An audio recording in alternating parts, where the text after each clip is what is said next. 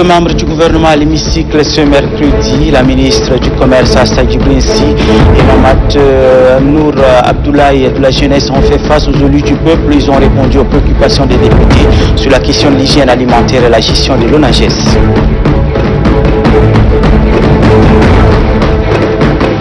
Comment organiser des élections dans un contexte marqué par la pandémie de coronavirus? La Commission de l'Union africaine a organisé une séance de partage d'expériences via vidéoconférence. Les membres de la CENI Tchad ont participé aux travaux.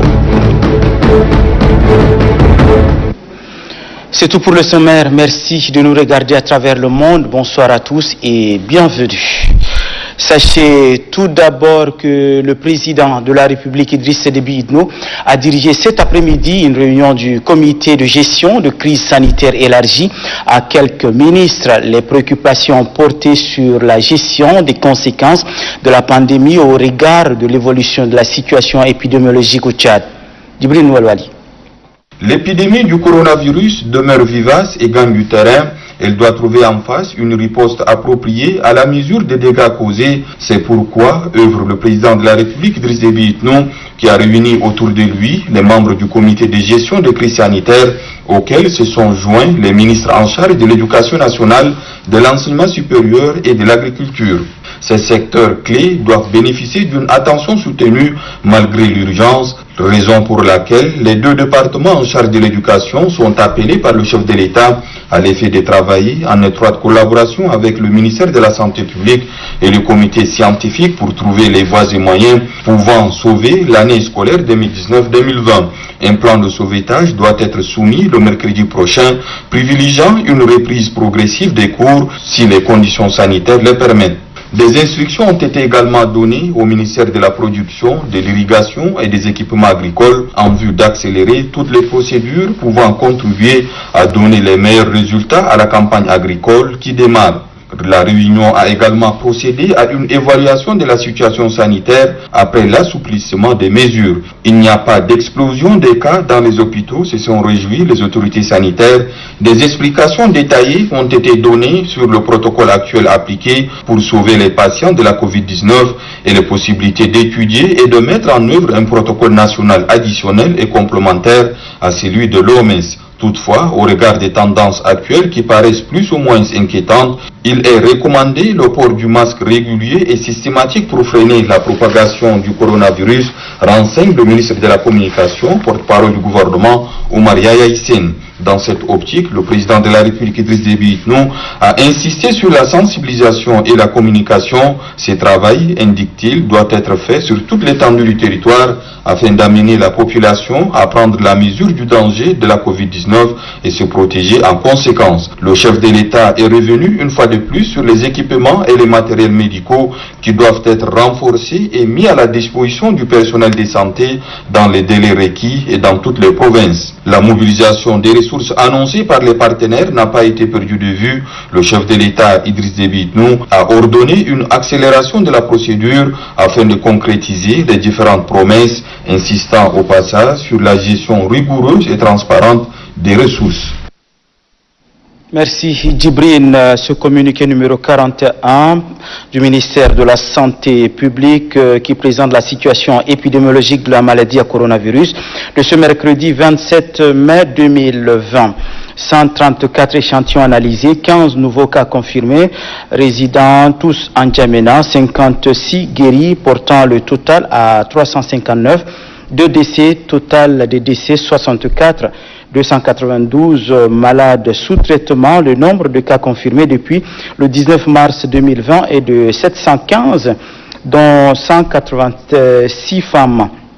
Les provinces touchées sont N'Djamena avec 670 cas, Bata 2 cas, Guira 4 cas, Kanem 9 cas, Lac 5 cas, Logon occidental 5 cas, Logon oriental 4 cas, Mayo Kébi Est 3 cas, Moyen Chari 2 cas, Wadaï 5 cas et Wadifira 6 cas. Le ministère de la Santé publique invite la population à rester sereine, solidaire et rappelle au respect strict des mesures barrières, notamment la distanciation sociale. En cas de signes tels que fièvre, toux, éternuement et difficultés respiratoires, appelé gratuitement le 13-13 le ministre de la Santé publique, le professeur Mahmoud Youssouf Khayal. Vous le saviez, à l'occasion de la fête de Ramadan, célébrée le 24 mai dernier, le chef de l'État Idriss Déby Itno a, dans son message de circonstance, mis en garde tout contrevenant qui se livrerait donc au détournement de fonds alloués à la gestion du Covid-19. Madissam Anastasie Bissi revient sur cet aspect de message du chef de l'État. Suivez. La transparence dans la gestion de la chose publique est un impératif et exige nécessairement un contrôle. La Covid-19, avec son corollaire, a imposé une défense maximum aux pays affectés. Et ces ressources puisées dans les caisses des États, appuyées par les partenaires pour certains, méritent un regard attentif des autorités afin de contrecarrer la chaîne de contamination et garantir la sécurité sanitaire des populations. C'est ainsi que le président de la République rappelle dans son message de vœux de la fête de Ramadan que la fraude et le détournement dans la gestion des ressources allouées pour la lutte contre la Covid-19 ne sauraient être tolérés. Des milliards débloqués par l'État et des dons de toute nature des partenaires et ONG sont à gérer rationnellement. Si à chaque occasion, le chef de l'État incite son peuple à l'amour du travail et au respect de la chose publique, il est plus qu'important de prôner et de cultiver les bonnes pratiques. Le 31 décembre 2019, le chef de l'État a relevé dans son message à la nation en ces termes. La lutte contre la corruption, le détournement des deniers publics et la prévarication va s'intensifier et personne ne sera épargné. L'interpellation du chef de l'État sur le détournement des deniers publics à chaque circonstance est un signal fort pour faire comprendre à tout contrevenant que la 4e République accorde un point d'honneur à la bonne gouvernance. L'urgence sanitaire ne doit pas légitimer les pratiques frauduleuses et les tentations mercantiles. De toute façon, après le temps de la gestion, viendra le temps du contrôle. Mettrez en garde tous ceux qui seraient tentés par le gain facile en ce temps de pandémie. Le code pénal tchadien sanctionne ceux qui auront volontairement détourné ou indûment utilisé les biens publics. Il y a donc lieu pour les différents comités et sous-comités de gestion de la Covid-19 de revoir très vite les calculs s'il y a manquement quelque part pour ne pas être surpris par le contrôle au moment venu. Un homme averti en vaut deux. Parlons à présent d'un secteur qui tient à cœur au président de la République. Il s'agit du secteur agricole. Pour cette campagne qui démarre dans le contexte marqué par le coronavirus, il faut de garde-à-fous pour sauver la campagne agricole et obtenir une bonne production agricole. 17 milliards, c'est le montant chiffré par le chef de l'État pour financer les différentes actions agricoles pour cette campagne en cours. Amadia Abbas.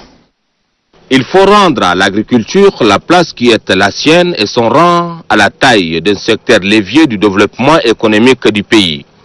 Fidèle à son engagement fondé sur le pragmatisme et la concrétisation, le président de la République, Idriss Déby Itno, qui fait du secteur agricole la priorité des priorités, passe à l'action. Et ce, 72 heures après les promesses faites devant les membres du Conseil supérieur des affaires islamiques en recevant leurs vœux de l'Aïd el-Fitr al-Mubarak. Et c'est conformément aux orientations données lors de la réunion du comité de gestion des crises sanitaires du lundi 18 mai 2020. Laquelle orientation consiste à accroître sur fonds propres de l'État les ressources destinées à la production agricole 2020. L'heure n'est plus au discours. Le chef de l'État traduit en actes toutes les orientations en vue de préserver la sécurité alimentaire. Séance tenante, Idriss Déby Itno a ordonné la rétrocession de plus de 1000 tracteurs au groupement de producteurs à un coût très largement subventionné. Pour une bonne gestion, le président de la République a clairement instruit que cela doit se faire dans la règle du respect de l'équité sociale et géographique. C'est pourquoi un point d'honneur a été mis sur les groupements féminins qui interviennent dans le domaine agricole et dont les résultats sont connus de tous. Ces groupements bénéficieront de 30% des renoncements, a martelé le chef de l'État. Pour accroître la production agricole de la campagne en cours, les produits de cette rétrocession seront injectés dans d'autres activités du secteur. Et comme l'agriculture figure en bonne place dans les grandes ambitions du président de la République, C'est d'ailleurs un contrat de confiance entre l'homme et la terre au point où le chef de l'État n'a jamais cessé d'inviter ses concitoyens à redonner à ce secteur vital ses lettres de noblesse. Pour épargner le pays et son agriculture de la crise sanitaire mondiale imposée par la Covid-19, le chef de l'État a une vision très large. Justement, pour la campagne qui démarre et celle à venir, Idriss Déby Itno a mis à la disposition des producteurs tchadiens 10 025 tonnes de semences maraîchères et pluviales, 40 000 litres d'insecticides et de produits anti-acridiens, 50 tonnes de fongicides, 3 000 kits de traitement, 5 000 charrues à attraction animale et 10 000 tonnes d'engrais, mais aussi et surtout 10 000 producteurs maraîchers seront dotés en kit de matériel. Pour le renforcement de cette politique gouvernementale axée sur l'agriculture en cette période du coronavirus, le chef de l'État a instruit également le renforcement du personnel d'encadrement par le doublement du nombre des conseillers agricoles, des terrains et leur équipement en moyens de transport adaptés aux réalités du terrain. Cette démarche hautement patriotique qui porte l'assurance du président de la République se résume en termes chiffrés par une dotation globale de 17 milliards. Eh bien, nous avons la terre avec les moyens qu'il nous faut pour retourner la terre nourricière. Travaillons pour atteindre l'autosuffisance alimentaire, pour être dépendamment souverain sur le plan alimentaire. Attend de nous un résultat. Rendons-nous tout de suite à l'Assemblée nationale pour parler de la plénière de ce mercredi 27 mai, une plénière consacrée à l'audition de deux membres du gouvernement, à savoir la ministre des Mines, du Développement industriel, commercial et de la promotion du secteur privé, Achta Djibril Sy, et le ministre de la promotion des jeunes, des sports et de l'emploi, Mohamed Tenour Abdoulaye. Compte rendu de la séance avec Adoum Mangana Adoum. L'ambiance qui a caractérisé les débats prouve à suffisance que les parlementaires sont bien dans leur rôle de contrôle de l'action gouvernementale. Le problème de la consommation de produits alimentaires, la gestion de l'Office national de la jeunesse et des sports ONAGES, un enjeu de la société ont été adressés respectivement par les députés Ahmad Issa Badi et Nanadi Tolkom Bertin. En première ligne, le président de l'Assemblée nationale, Dr Haroun Kabadi, toujours dynamique et d'un ton coulant, donne lecture de l'ordre du jour. La qualité, la quantité et le prix des produits, un enjeu de société, une responsabilité de tous les intervenants de la chaîne alimentaire. La ministre des Mines, du Développement industriel, commercial et de la promotion du secteur privé, Achta Djibril Sy, a présenté l'état du lieu sur l'acquisition et la consommation de produits de première nécessité au Tchad. L'auteur de la question, le député Ahmad Issa Badi, a étayé son argumentaire sur le manque de contrôle des produits écoulés sur le marché. Pour lui, il existe un réel problème d'hygiène de vie, même si le paludisme, le Covid-19 cause des morts, la consommation de mauvaise qualité provoque la perte de vies humaines. Pour garantir la qualité des aliments, une attention particulière doit être accordée à toutes les étapes du processus, depuis la production, la transformation, le conditionnement, le transport et la distribution jusqu'au consommateur final. Plusieurs textes législatifs et réglementaires ont été dictés pour sécuriser les aliments vendus à nos concitoyens. À titre d'exemple, on citera la loi 014/PR/2011 du 28 février 2011 portant code d'hygiène en République du Tchad. Le président de l'Assemblée nationale, Haroun Kabadi, a fait quelques propositions avant d'introduire le ministre de la promotion des jeunes, des sports et de l'emploi, Mohamed Tenour Abdoulaye, a répondu aux questions posées par les parlementaires. Dans son intervention, le chef du département de la promotion des jeunes, des sports et de l'emploi a fait l'historique des activités en matière de la jeunesse et des sports.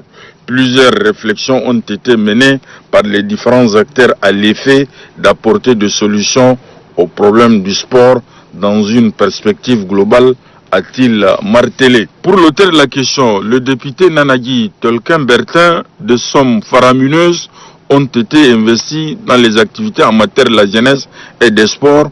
Malheureusement, les résultats sont faibles. Le président du groupe parlementaire de l'INDR, Salih Kebzabo, le premier vice-président de l'Assemblée nationale, Moussa Kadam, le premier vice-président du groupe parlementaire MPS, Ahmad Kana Badi, et bien d'autres, sans langue de bois, ont posé des questions sur le dysfonctionnement de l'ONAGES, l'entrepreneuriat des jeunes, le recrutement et l'intégration de lauréats de l'INGES, le manque de sport dans les établissements scolaires. Tous ont suggéré la bonne collaboration entre les responsables qui gèrent le département, qui est l'un des plus importants départements dans le dispositif gouvernemental.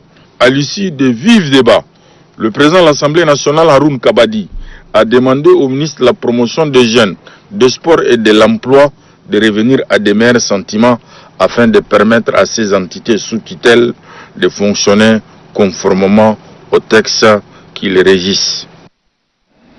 À l'issue de la plénière, le ministre de la Promotion des Jeunes, des Sports et de l'Emploi, Mamad Nassour Abdoulaye, a livré ses impressions. Je vous propose de l'écouter. C'est par des critiques qu'on construit et nous avons accepté comme critique et aussi ils ont accepté comme réponse. Alors là, je crois qu'on s'est convenu, c'est une bonne voie. Moi, je suis le tutelle et en même temps, je suis le président du conseil d'administration. Donc, je ne peux pas me permettre d'accepter tout sans que je ne comprenne. Parce que si on me pose la question, il faut que je puisse donner des explications. C'est là qu'il nous a posé le problème. Et le problème, c'est, moi je pense que c'est du côté de contrôleurs financiers qui pose problème. Parce que pour nous, on est censé comprendre qu'ils sont le baromètre, ils sont les gendarmes de toutes les dépenses de l'État. Donc, si au niveau du budget, on inscrit quelque chose, c'est ça qui doit être exécuté. Mais dans ça, tu ne peux pas encore piger pour dire que non, ça part dans la même activité. Mais pourquoi on a déjà inscrit cette même activité et encore en dessin, on ne pige encore dessus. Ça ne peut pas se faire. On en vient au deuxième titre de ce journal. La Commission de l'Union africaine a organisé une séance via visioconférence de partage et d'expérience avec les pays membres qui vont organiser les élections pendant la période de coronavirus. Les membres de la Commission électorale nationale indépendante CENI-Tchad y ont pris part. Compte rendu à Pauline Gagny. Initiée par l'Union africaine, cette vision-conférence a permis aux pays africains membres de la CENI ayant réussi à organiser des élections dans le contexte des crises sanitaires de partager leurs expériences avec ceux qui comptent organiser des consultations électorales. Les échanges ont porté essentiellement sur la mise à jour de la cartographie électorale, la révision du fichier électoral et les défis à relever en cette période de Covid-19. De la CENI, de pouvoir échanger avec vous et également de répondre à votre première question. Il est vrai que la période n'est pas aujourd'hui celle dans laquelle nous vivons depuis quelques mois, n'est pas opportune à l'organisation des élections. Cependant, d'autres pays, des pays africains, ont déjà organisé des élections et nous sommes en train de vouloir, dans la visioconférence que nous avons ce matin, nous approcher d'eux, échanger et nous enrichir de leur expérience. Cependant, le recensement et la campagne ne doivent pas être des facteurs de circulation du virus. Les échéances électorales doivent être adaptées au contexte de l'heure. Après avoir participé à cette visioconférence, le deuxième vice-président de la CENI explique les expériences tirées et les défis à relever. Ce qui a été programmé dans un premier temps par la CENI et les acteurs politiques du Tchad, c'est des élections législatives en décembre. Nous avons encore quelques mois devant nous. Mais nous ne pouvons pas croiser les bras, dire qu'il y a le Covid-19 pour dire qu'on n'organise pas les élections. Nous avons des obligations constitutionnelles d'organiser les élections et de le faire dans ce contexte-là, puisque les autres l'ont fait. La CENI est consciente de l'immensité de sa mission. L'immensité de sa mission dans un contexte inédit. Concilier les obligations de santé et l'obligation également d'organiser les élections.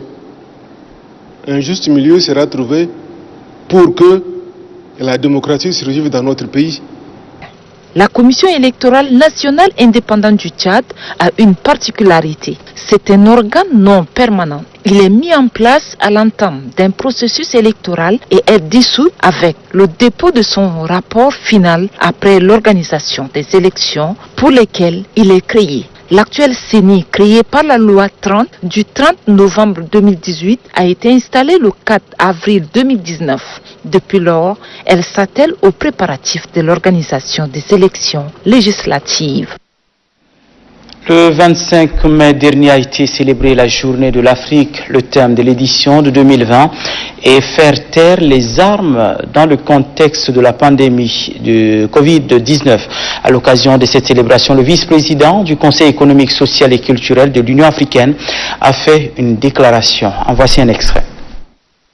Faire taire les armes en Afrique traduit l'engagement de l'Union africaine à arrêter les guerres, les conflits armés et la circulation des armes illicites sur le continent.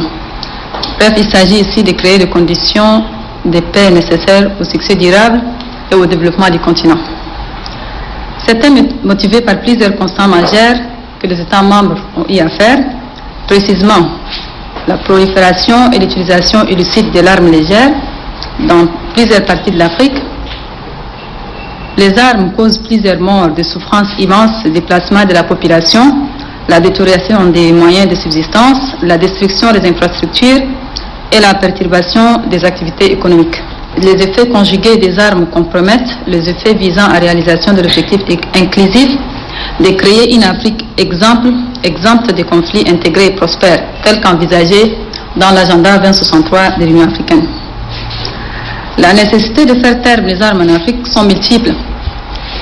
Nous avons les plus importantes qui sont, par exemple, le peuple africain aspire profondément à une Afrique intégrée, pacifique et prospère. Les aspirations du peuple africain sont contenues dans l'agenda 2063 de l'Union africaine qui est en même temps une vision et un plan d'action pour le continent. Faire taire les armes est l'un des projets phares du premier plan décennal de l'Union africaine pour réaliser l'agenda 2063. L'horizon temporel de sa réalisation est l'année 2020. Autrement dit, ces projets phares de l'Union africaine étaient prévus pour être réalisés au plus tard en 2020. La conférence des chefs d'État et de gouvernement de l'Union africaine, lors de sa session ordinaire tenue les 30 et 31 janvier 2017 à Addis Abeba en Éthiopie, a exprimé de profondes préoccupations concernant la situation inquiétante des armes en Afrique. Pour réaliser cet idéal sur le continent, l'Union africaine a pris des mesures concrètes. En ce qui concerne la société civile africaine dans la réalisation de l'idéal du silence des armes, elle est représentée dans la gouvernance de l'Union africaine à travers le Conseil économique, social et culturel de l'Union africaine, ECOSOC. Sous le leadership de cette dernière, les organisations de la société civile en Afrique sont parties prenantes dans la mise en œuvre de la feuille de route « Faire taire les armes en Afrique ».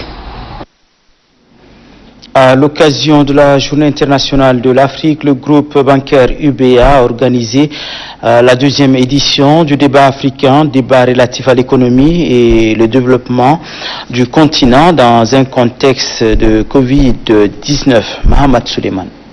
Le groupe bancaire UBA partage le nombre des aspirations des pays africains ainsi que leurs peines. L'Afrique, à l'instar des autres continents, subit les affres de la pandémie de Covid-19. Pour être en face avec cette crise sanitaire planétaire, le groupe panafricain a décidé de placer la célébration de la Journée internationale de l'Afrique sous le thème « Croisade, emploi et développement durable » dans un contexte de pandémie de Covid-19.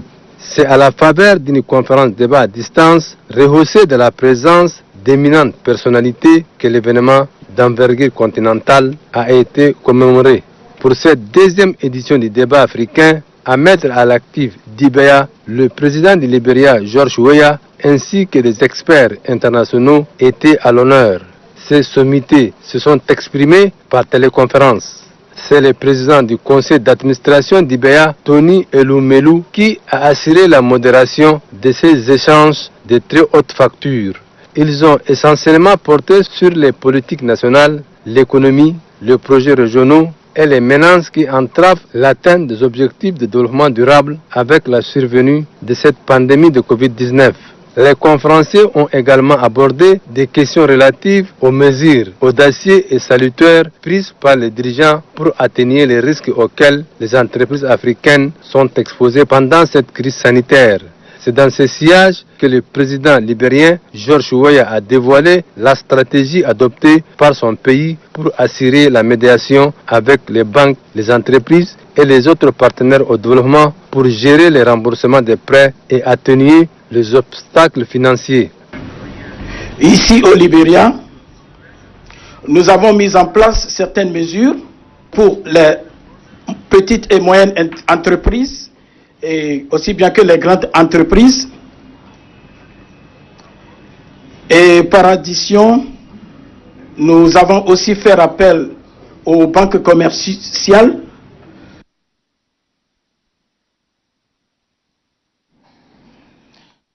Puis le gouverneur de l'Enedi, Est Ngarbouji Meder Jacob, a visité les réfugiés du camp de Kariari, un camp situé à la frontière Tchad-Soudan. Le gouverneur est allé donc s'enquérir de la mise en œuvre des mesures barrières et sécuritaires. Quel constat a-t-il fait? Écoutons-le. Nous devons être fermes dans cette instruction. À partir d'aujourd'hui, je donne l'ordre au préfet et le sous-préfet. Je donne l'ordre au commandant de la zone de défense. Je donne l'ordre au délégué de la police pour assumer cette responsabilité. On ne peut en aucun cas autoriser à n'importe quel véhicule de rentrer dans la province de l'Enedi-Est. Donc, raison pour laquelle nous sommes venus pour constater l'emplacement de là où nous allons mettre la barrière pour faire l'interdiction à tout véhicule ou à toute personne qui est à pied ou bien en engin de rentrer dans Kariari.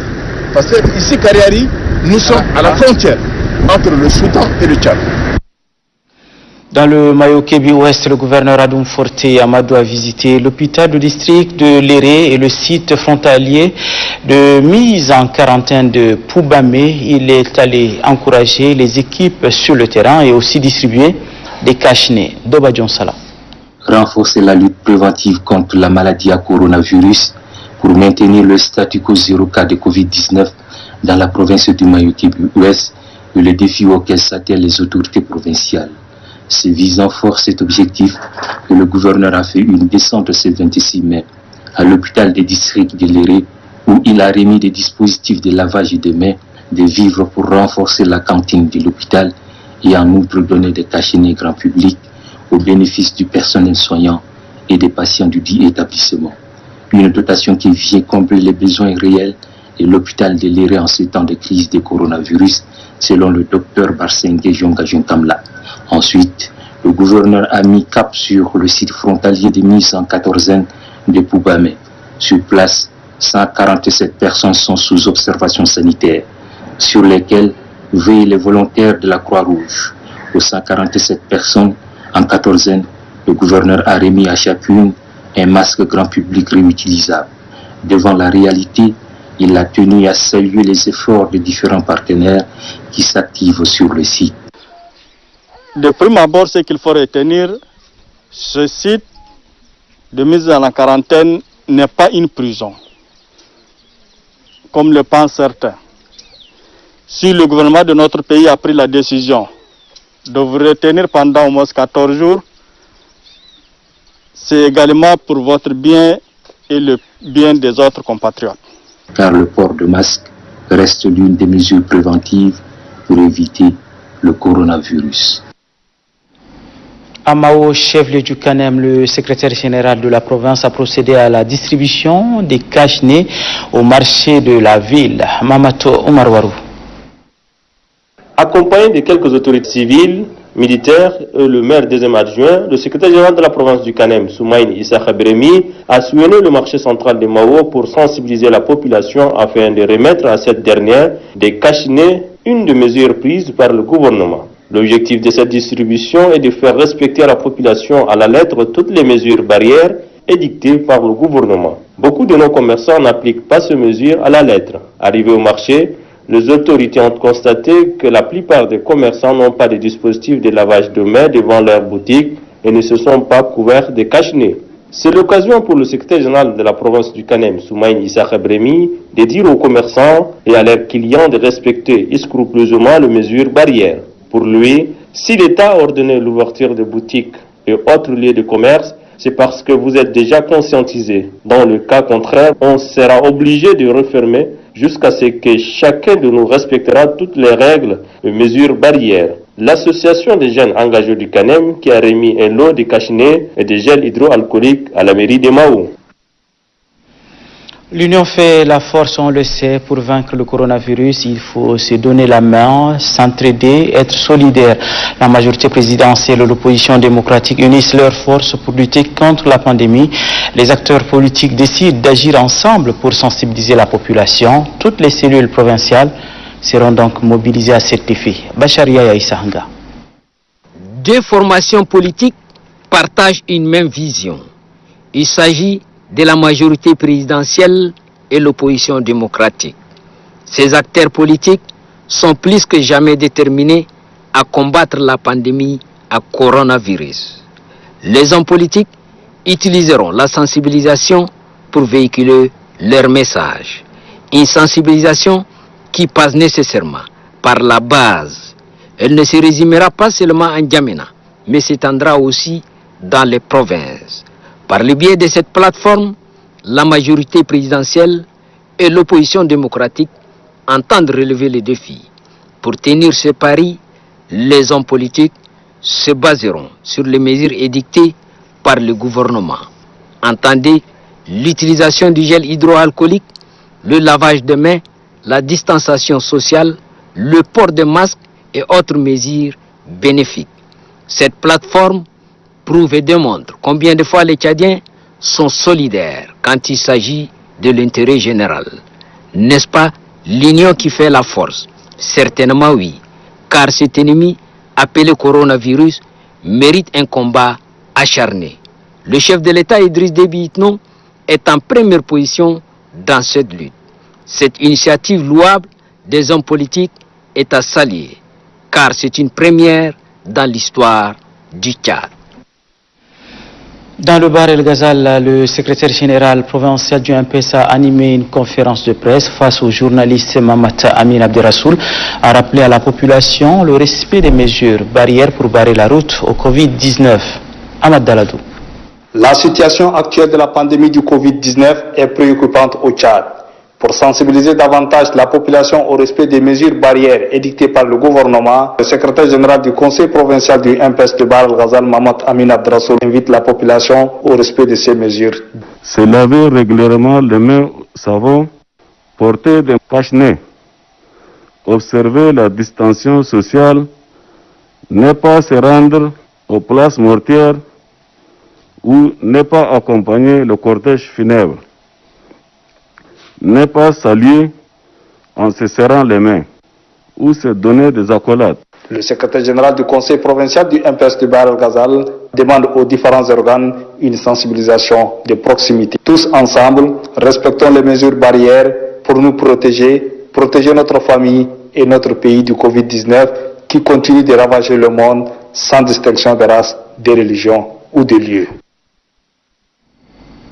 Dans le Mandoul, au marché de Pény, précisément, la délégation de l'Action sociale et la Fondation Grand Cœur ont remis des cache-nez à la population. Ditaingue Félix.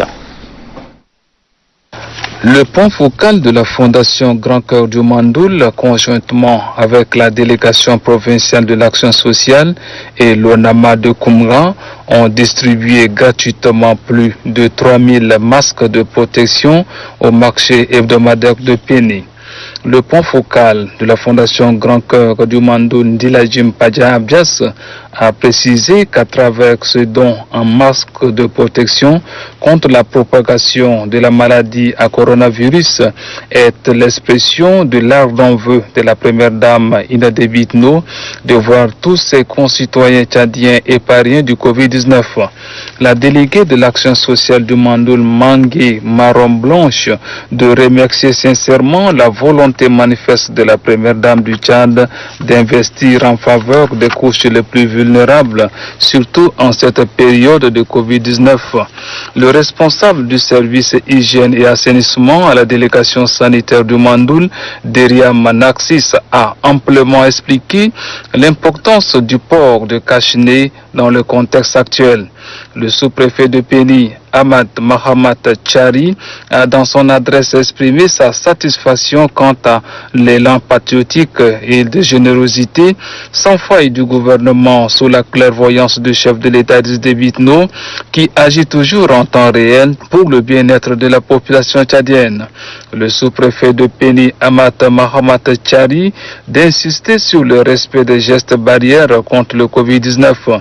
Le marché à bétail et le grand marché de Péni sont choisis pour la distribution de ces plus de 3000 cache-nez aux marchands.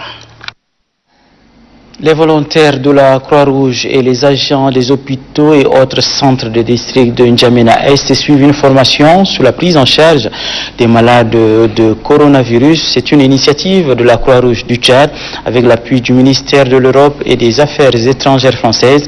Moussa Mbodou Abdoulaye nous en parle. Dans le but d'apporter sa contribution dans la lutte contre la maladie à coronavirus, la Croix-Rouge du Tchad, de concert avec la Croix-Rouge française, forme les volontaires et les agents de santé du district de N'Djamena Est. Objectif, renforcer leurs capacités pour une meilleure prise en charge et riposte au Covid-19. Cette remise à niveau s'inscrit dans le cadre de la réponse de la Croix-Rouge du Tchad au Covid-19 conformément au plan de contingence du ministère de la Santé publique. Face à cette crise sanitaire mondiale, la France ne reste pas bras croisés, d'où elle réitère son soutien au Tchad pour bouter hors cette pandémie. Permettez-moi de saisir cette opportunité pour réitérer le soutien de la France au gouvernement pour ses actions multiples et multiformes dans la lutte contre la pandémie. À ce jour, près de 40 millions d'euros de subventions ont déjà été octroyés par les instances de l'AFD au titre de l'initiative Covid-19 Santé en commun.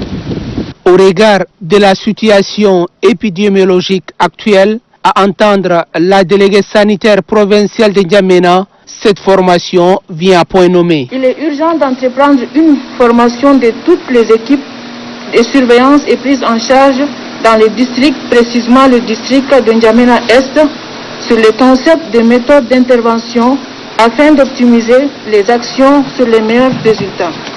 Cette formation s'inscrit dans le cadre du projet renforcement des mesures de prévention de la maladie due au coronavirus dans la communauté urbaine de N'Djamena Est. Un projet piloté par la Croix-Rouge du Tchad sur financement du ministère de l'Europe et des Affaires étrangères de la République de France.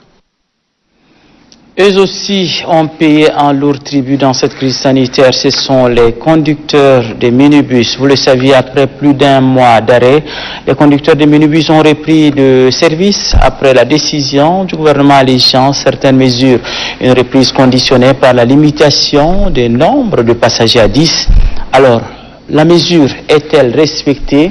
Une de nos équipes a fait le tour de quelques stations de minibus. Regardez.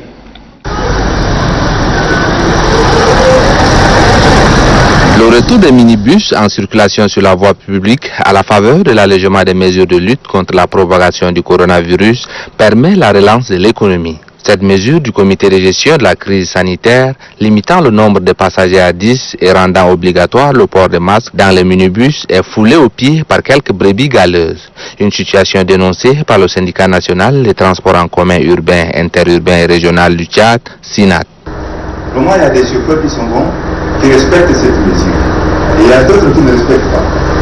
Nous avons dit à tous les présidents des stations de réunir les chauffeurs et les apprentis, de leur dire, de leur parler de ces mesures. Le gouvernement et nous avons dit qu'il y a deux catégories de bus. Il y a des bus qui ont 3 chaises et il y a des bus qui ont 4 chaises.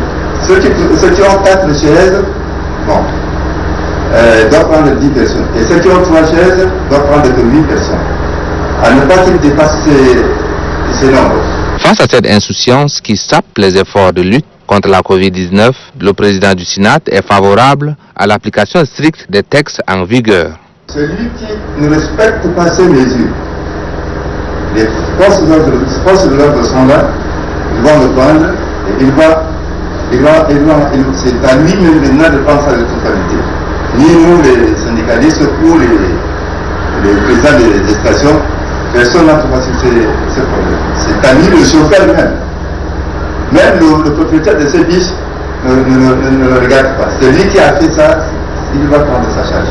Et nous demandons aussi aux citoyens qui montent sur ces bus, comme ces mesures est prise pour leur santé, il faut que aussi eux, s'il a vu que le bus est déjà plein, il a 8 personnes ou il a sur de 10 à 10 personnes, il ne peut pas qu'il monte.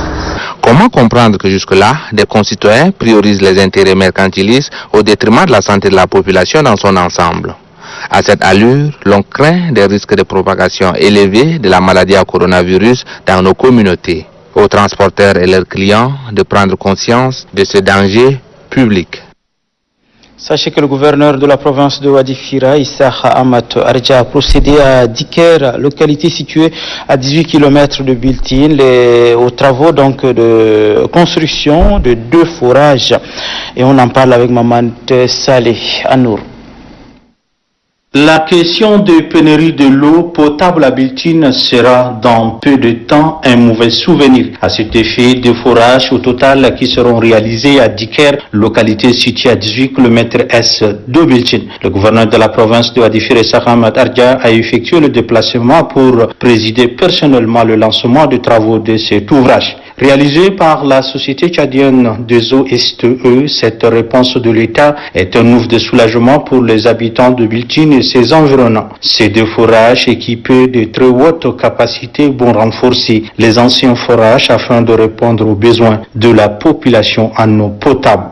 Ces puits sont financés par le gouvernement tchadien, par l'intermise de la société tchadienne des eaux. Ces 2 forages seront équipés et seront fonctionnels dans les jours à venir. C'est des forages qui vont renforcer nos forages. Le gouverneur de la province de Wadi Fira, Issa Ahmad Arja, se réjouit de la promptitude de l'État qui a donné une suite favorable à la sollicitation des populations de Biltine qui a tant souffert de l'insuffisance de l'eau potable. Il lui adresse au nom des populations de Wadi Fira ses sincères gratitudes. Quant à l'entreprise qui a gagné le marché, le gouverneur l'invite au respect des normes. Et puis la Société nationale d'électricité informe son aimable clientèle qu'en date des 24-25 mai 2020, son poste de Lamadji qui reçoit la livraison des 2 centrales de Djarmaya a subi un sérieux incident et endommagé un équipement important. Cela a également suscité des sérieuses perturbations constatées sur l'ensemble du réseau.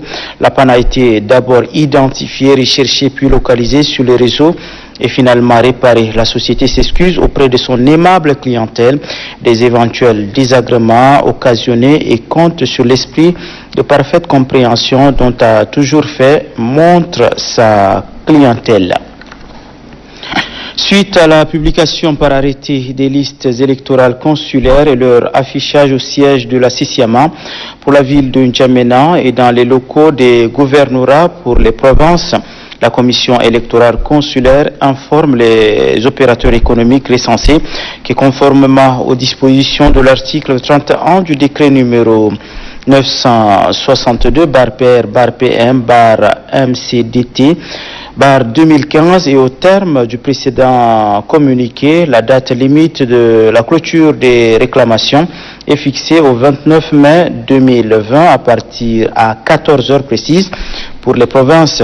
Passé cette date, plus aucune réclamation ne sera recevable. N'Djamena, le 27 mai 2020, la présidente de la commission électorale consulaire, la ministre du Commerce, de l'Industrie et de la Promotion du secteur privé, Mme Ashta Djibrine Si. Le secrétaire général de l'entente des églises et missions évangéliques au Tchad a fait un point de presse ce matin. Le révérend pasteur Batin Kalingé appelle la population à observer les mesures barrières contre le Covid-19. Il invite aussi les fidèles à une journée de prière et de jeûne le 29 mai. Extrait. En suivant les nouvelles dans les médias chaque jour, nous nous rendons compte que l'heure est grave. C'est pourquoi nous vous invitons à observer les règles de barrière éditées par le gouvernement.